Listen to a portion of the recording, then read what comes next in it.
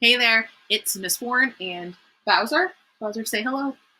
We are here today to teach you about some logical fallacies. Like your explanation sheet said, a logical fallacy is when I have a gap in the reasoning of my argument, meaning instead of focusing on the evidence, instead of building up the logical deductions that I'm making within my argument or within a piece of writing or in a speech or anything that I'm trying to say out loud, I skip a couple of steps and I might jump to a conclusion, or I might just make a claim out of air that's wholly unsupportive.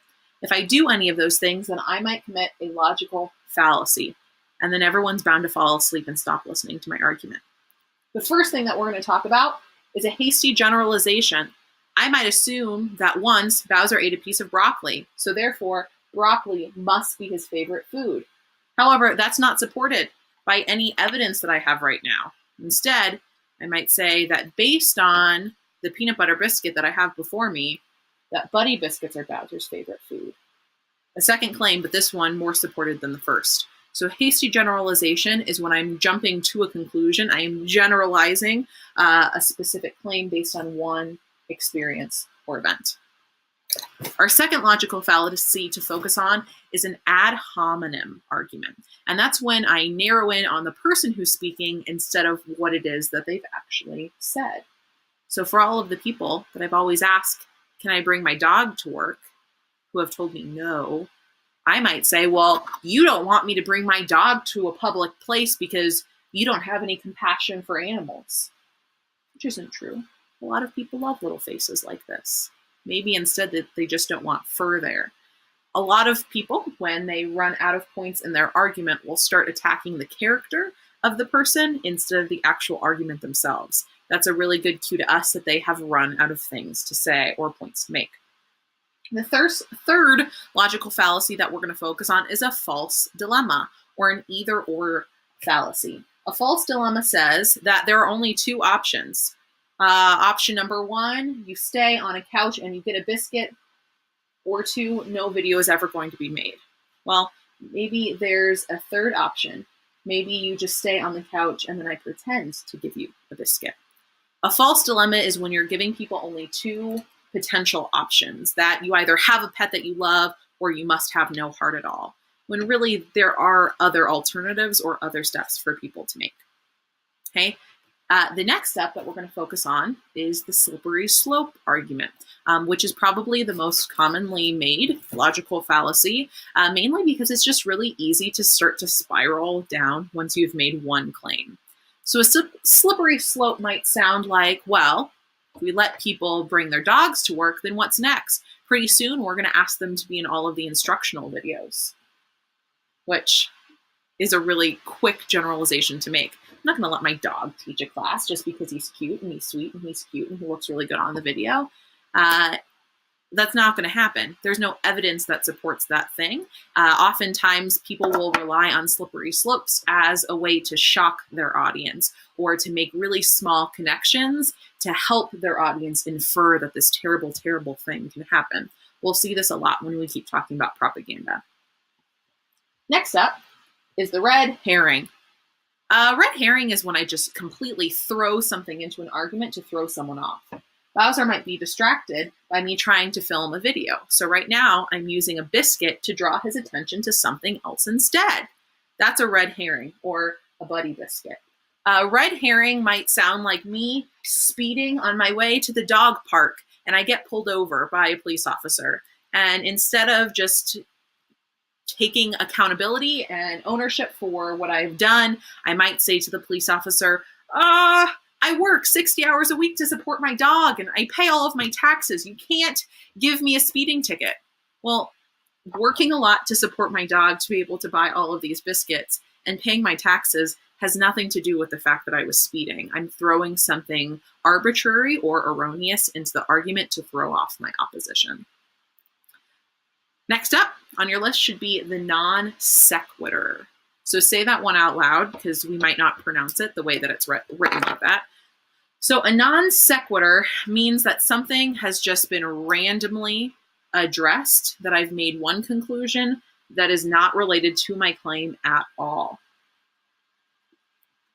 Okay, sorry. Non sequitur must be me pointing to this dog and saying, Aw, that dog is so cute. He must be really friendly. Well, he is cute, and sometimes he is very friendly, but there are some other key details and important pieces of evidence that come in between those two things. He's really friendly if he knows you and if he thinks he's going to get a biscuit. But to be honest, he doesn't always like to be very friendly with other pupperonis. All right, we're going to keep going with a faulty analogy. Analogy is like a metaphor, right? A comparison point. A faulty analogy is when I just make up a metaphor just because, or just because I want the comparison. I might say a faulty analogy is owning a dog is like making a cake. Sometimes it's great, and other times you end up with drool all over your best sweater. There might be some cases, like right now, in which case that is totally true. And there are other cases where this metaphor doesn't make sense at all. I'm relying on my audience to just assume that the item or the idea or the concept that I'm using to make my comparison fits with what I'm actually talking about. And I take that burden out of my writing. That's not kosher. We need to make sure that we are the ones that are always explaining what comparisons it is that we're making and why those fit. Okay. Next up is going to be post hoc, ergo propter hoc. This, therefore. So I might say that Bowser is starting to look like he doesn't feel good. It must be the eggs that he had for breakfast this morning. Well, that's just a conclusion. Although that could be there could be a correlation there. There's a possibility that maybe he ate something this morning at breakfast. Maybe the eggies did upset his stomach. But it could also be that at this point in the video, Bowser has probably had like 6 Buddy biscuits also. That could also be what's upsetting his stomach. So where there is correlation, there is not always causation. So we have to be careful, again, not to jump to that conclusion. Then we have circular reasoning, which oftentimes happens when not only are we lacking evidence, but we are also lacking reasoning. Circular reasoning is when I use my same premise as my conclusion. So for example, I might say that Bowser, he's easily frightened because he's scared of most things. Well, frightened and scared are synonymous. Being scared of something is the definition of being frightened. I'm not elaborating on anything new. I'm not providing any additional pieces of evidence, and I'm definitely not providing any reasoning to my audience for why that might be. Therefore, it is a circular reasoning. I am starting with the claim and I am supporting it with that exact same idea. All right, next up, false authority. We see this a lot in commercials. Even in present day, we use false authority to help sell products or to convince people of a subject. I might say that pit bulls are the friendliest types of dogs because LeBron James says they're his favorite. Well, okay, just because one person that we know or a name that we recognize or someone that we respect really, really likes something or says that something is the case does not always mean that it is true. Ms. Warren says that pit bulls are the best type of doggy, but I'm also not an expert other than the fact that I have one that I like.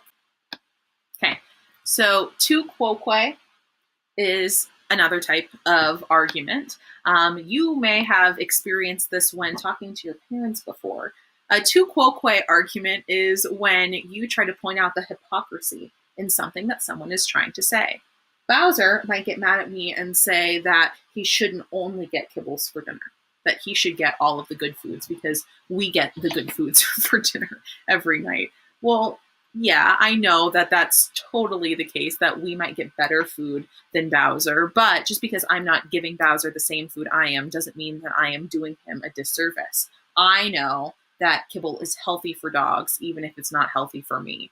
So, although we do want to make sure, especially in like our politics and things where we're looking for people to be truthful with their words and their actions and for those things ultimately to align, we have to know that in some circumstances, people might know what is the best thing to do or a better thing to do, even if they themselves are not exactly the ones that are doing that thing. All right. Then up we have the ad traditio. Ad traditio is adherence to tradition. So I could say that dogs have been chewing bones for hundreds of years. Why should we change the treats now? Well, clearly we want to change the treats now because the Buddy Biscuits are a little bit better. Ad traditio is people who are often adverse to change, trying to fall back on what is comfortable and familiar as the basis of their entire argument, which again completely leaves out all of the relevant evidence. And last but not least is the fallacy of omission. A fallacy of omission is what we talk about with ellipses, so the ... It's also what we talk about when we are leaving out or intentionally leaving out information to mislead the audience. Again, this is a really popular thing in propaganda. Bowser, can you please get up here? Get up. Okay. A fallacy of omission is me actually saying the quote, if you ignore the fact that Bowser wakes us up at 3 a.m. and he is an absolute hungry boy, and he sheds so bad that we have to vacuum multiple times a day, Bowser's a great dog. A fallacy of omission is me just letting everybody know that Bowser is a great dog and maybe leaving out all of the other details. So I hope that this video has helped enlighten you a little bit of some of the logical fallacies. Remember that this is not an exhaustive list. This is just some of the more common or popular types of fallacies that are committed on a regular basis. Sometimes people don't realize that they are using fallacious reasoning. Sometimes it just happens because you're really wrapped up in the argument that you're making. If we're going to be good